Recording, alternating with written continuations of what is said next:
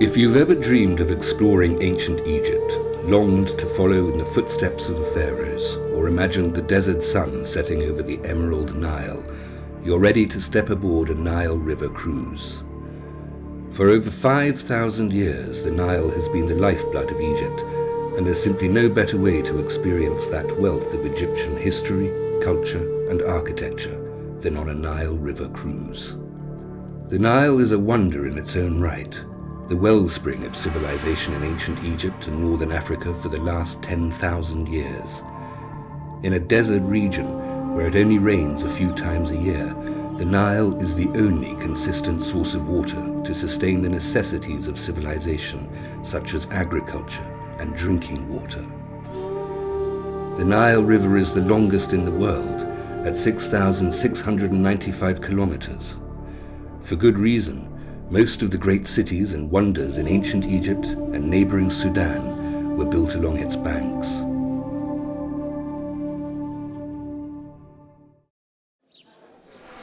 Let's start our journey at perhaps the most famous of these ancient wonders, the Pyramids of Giza. The Giza Plateau is the northern extension of the necropolis of Memphis on the west bank of the Nile and is today among the suburbs of modern Cairo. When visiting the Giza pyramids for the first time, you anticipate the experience of standing before these magnificent structures rising out of the desert sands in a kind of time warp. The Giza Plateau is famous for 3 pyramids. Khufu's son, Khafre, constructed a pyramid next to his father's monument. From a distance, Khafre's pyramid looks higher than Khufu's, but this illusion is due to the structure's site on rising ground. The 3rd pyramid belongs to Menkaure and is the smallest of the 3. When they were built, they were encased in thousands of blocks of white limestone from the Tura quarries across the river, and must have presented an imposing sight, shining from a great distance in the scorching sunlight of the desert. Now, most of the casing stones have gone, stolen in ancient times, but some can still be seen on the apex of Khafre's pyramid. To date, archaeologists have found 118 pyramids in Egypt, but the most perfect and biggest of them all is that built by Khufu, a ruler from the 4th dynasty, 2600 to 2487 BC. Known as the Great Pyramid, the 147-meter structure is the first of the 7 ancient wonders of the world, and the only one still standing. More than 4,500 years ago, about 100,000 workers painstakingly stacked up 2 million limestone blocks over 20 years to create a pyramid with a precise 51 degrees slope on 4 sides. The structure consists of an enormous quantity of limestone blocks estimated at around 2,300,000, quarried from an area southeast of the pyramid and transported over a ramp to the construction site. Khafre's monuments have survived better than most, and his period makes an impressive backdrop to the Great Sphinx, which lies next to his causeway and was probably part of the pyramid complex. To the north of Khafre's Valley Temple lies the Great Sphinx in its own enclosure. It is currently thought to have been modelled during Khafre's reign and would have been the first colossal statue in ancient Egypt.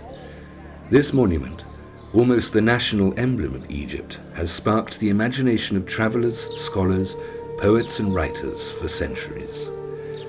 Fashioned from an outcrop of limestone left behind from the quarrying of stone of the Great Pyramid, the Sphinx crouches in a rectangular ditch bounded by Khafre's causeway to the south. It is a colossal crouching lion with a human head, thought to be carved with the features of Khafre, though this is the subject of some debate. The body of the Sphinx, almost 60 meters long and 20 meters high, was carved from alternate soft and hard layers of sediments and marly limestone laid down during the formation of the Giza Plateau in the geological Eocene period. Before leaving Cairo and heading downriver, it is worth visiting the oldest pyramid in the world, the Step Pyramid at Saqqara. Saqqara is the location of the principal necropolis of ancient Memphis, dating from the time of the foundation of the city. The site covers 9,000 hectares, crowded with burials that span much of the whole period of Egyptian antiquity. A quick flight to Luxor Airport, and we're soon on our way, cruising down the Nile. Before we depart, however, we need to visit two sites of great importance, Karnak Temple and Luxor Temple. Thebes was the capital of New Kingdom Egypt. Karnak is the biggest temple complex in the world, covering an area of 100 hectares, and there is nowhere more impressive to the first-time visitor.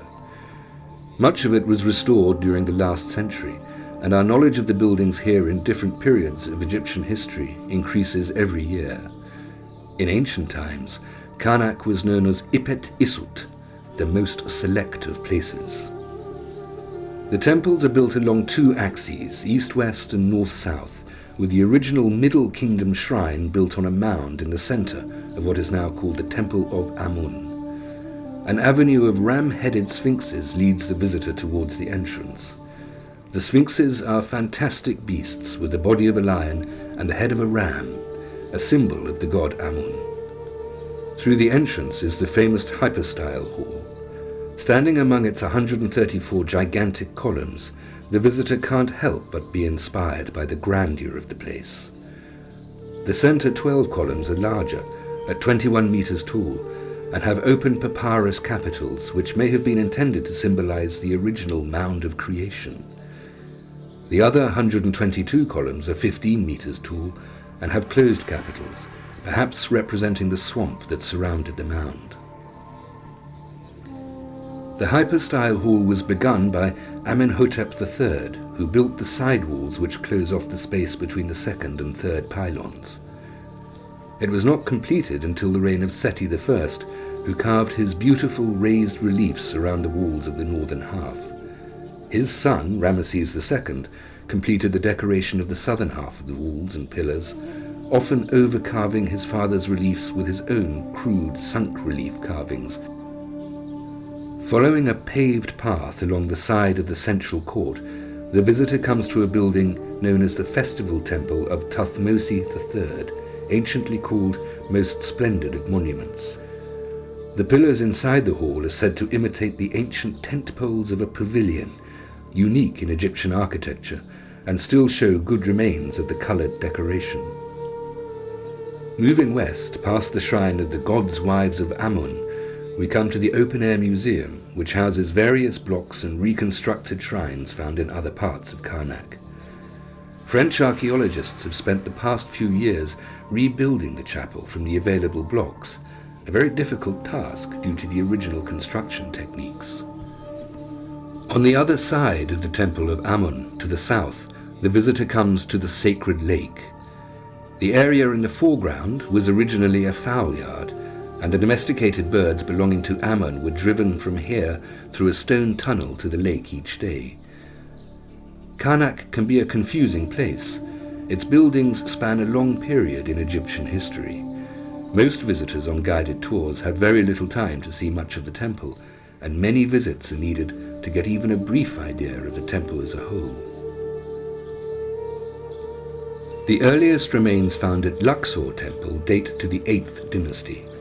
Unusually, the temple does not face the river, but its main access faces Karnak, with the remains of an avenue of sphinxes pointing to the processional way.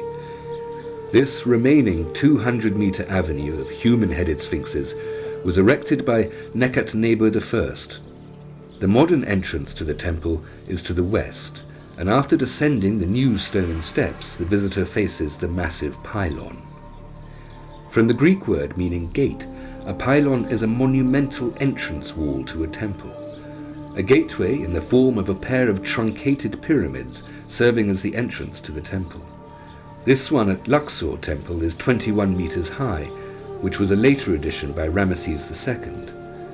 6 statues of Ramesses stood here before, but only 3 remain, with one of the original pair of tall obelisks.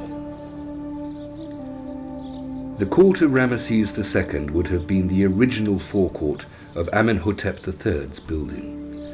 On the northwestern side is a triple ship shrine of Amun, Mut, and Khonsu, constructed in sandstone, with features belonging to the earlier structure of Hatshepsut, retained in the rebuilding.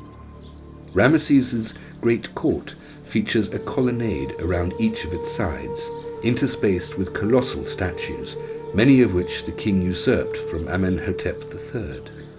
When entering the colonnade of Amenhotep, you may notice a slight change in the access of the earlier part of the temple. This colonnade, with its 14 tall papyrus columns, was unfinished at Amenhotep's death, and its decoration only completed during the reign of Tutankhamun. The colonnade leads into the elegant columned court of Amenhotep III, with ship shrines of Mut and Khonsu at its southern end. Beyond the portico on the south side of the court is a room which was transformed into a cult chapel of the Roman legion based at Luxor during the 3rd century AD. The room was plastered over, and this has served to preserve the painted reliefs of Amenhotep III. A niche-shaped shrine is now a modern entrance to a small offering hall or vestibule with pharaonic scenes of sacrifices and offerings to the gods. Leaving Luxor behind, we're soon cruising down the Nile. Our next stop is Esna. Esna Temple dates back to the Ptolemaic and Roman period, and one of the last temples built in Egypt stands today in its excavation pit, 9 meters below the modern ground level. It was dedicated to the god Khnum. Esna Temple would once have been built to a plan similar to the temples of Edfu and Dendera, but all that now remains is the hypostyle hall built by the Roman Emperor Claudius, who extended earlier buildings. The oldest part of the structure seen today is the west, or the back wall, which would have been the facade of the original temple. The part of the temple we see today is around a quarter of the size of the original building. The roof of the hypostyle hall is still intact, supported by 24 columns, each with varied floral capitals. They are decorated with texts describing the religious festivals of the town and several Roman emperors before the gods. The ceiling of the hypostyle shows Egyptian astronomical figures on the northern half and Roman signs of the zodiac on the southern half. The temple facade is constructed in the style of the period, with the usual screen walls inset with columns. The reliefs show the Roman emperors, named by their cartouches, before many of the Upper Egyptian deities. There is a frieze of the Nile gods along the base of the facade. After passing through Esna Lock, we soon cruise further down the Nile, and we arrive at Edfu. Of all the temple remains in Egypt, the Temple of Horus at Edfu is the best preserved, and the only one we know to have been completed. Until recently, visitors approached the temple past its massive enclosure wall on the western side, carved with figures of the Ptolemaic kings making offerings to various deities. Carvings on the massive twin towers of the 36-meter-high entrance pylon are almost mirror images of each other, with the traditional scenes of the king smiting his enemies before Horus. Ahead is the main temple facade, in front of which stands the famous colossal black granite statue of Horus as a falcon, wearing the double crown of Upper and Lower Egypt. Inside, the first thing to strike the visitor is the almost deafening twittering of birds up in the roof. This is the outer hypostyle hall, or pronaos, with 18 tall carved columns to support a ceiling decorated with astronomical figures representing the sky. The inner chambers of Edfu Temple are similar to Dendera. The ceiling is supported by 12 slender columns. This hypostyle has a number of chambers leading off to each side, including 2 chambers of offerings and a laboratory with text describing recipes for incense, ointments, and other temple necessities. And then we come to the Holy of Holies, the most sacred area of the temple. The sanctuary contains the oldest object in the temple, a granite naos shrine, which would have contained the cult statue with cartouches of Nectanebo II of the 30th dynasty. Moving on from Edfu, we travel to Kom Ombo. Kom Ombo Temple is very unusual. It was dedicated to two triads of deities, each with their own associated chambers and sanctuaries. On the eastern side of the temple, the crocodile god Sobek, Suchus or Seth, is honored with his wife, who is here named as Hathor. The main entrance pylon has been destroyed, but entering through a portal at the southeast, the visitor comes into a large court with remains of a Roman columned portico, which still has good colour on some walls. In the centre of the court stands the base of an altar with granite basins on either side, which may have been used to catch ritual libations. The first hypostyle hall, behind typical Ptolemaic pillars and screen walls, has ornate floral columns with well-preserved ritual scenes on the walls. Ptolemy VIII, Neos Dionysos, is shown on the right, making offerings to 4 mythical beasts. With only one more temple to see on our journey, we decide to pay a visit to Kitchener Island. An oval-shaped island in the Nile at Aswan was given to Lord Horatio Kitchener in the 1890s for his part in the Sudanese campaigns while he was the Egyptian proconsul. Kitchener, who was a keen gardener, turned his island home into a botanical garden, importing exotic plants and trees which flourished in the Aswan climate. The botanical garden was constructed in 1899 under the supervision of the Ministry of Irrigation. The visitor to Kitchener's Island today will find a peaceful paradise full of shady trees, beautiful flowers, and unusual plants among the paved walkways. The island is a haven for rare exotic birds of many kinds, and their colourful plumage can be glimpsed in the branches of most of the trees. It is the perfect place for an afternoon stroll or a little contemplation during an otherwise hectic holiday. We leave the colourful Kitchener Island and head south to the last stop on our Egyptian tour, the Temple of Isis on Philae. A short trip in a motorboat will bring the visitor suddenly to a magnificent vista of the island before landing at what would have been the ancient quay on the south side.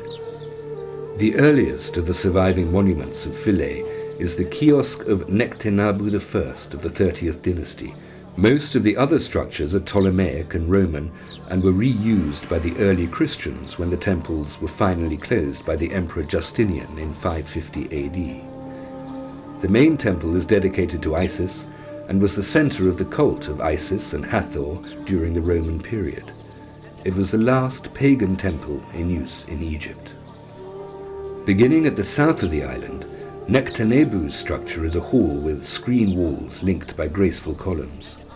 There are 2 colonnades on the east and west sides of the courtyard leading to the first temple pylon. The first pylon was built by Ptolemy XII and decorated in traditional Egyptian style, with reliefs of the king subduing his enemies and worshipping the goddess Isis.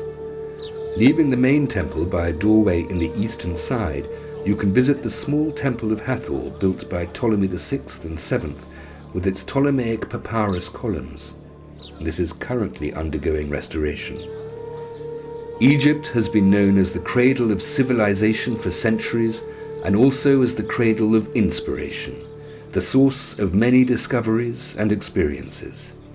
Whether it's a desert adventure or the unfolding of history that interests you, Egypt will be the destination that sparks a burst of inspiration in your heart and mind.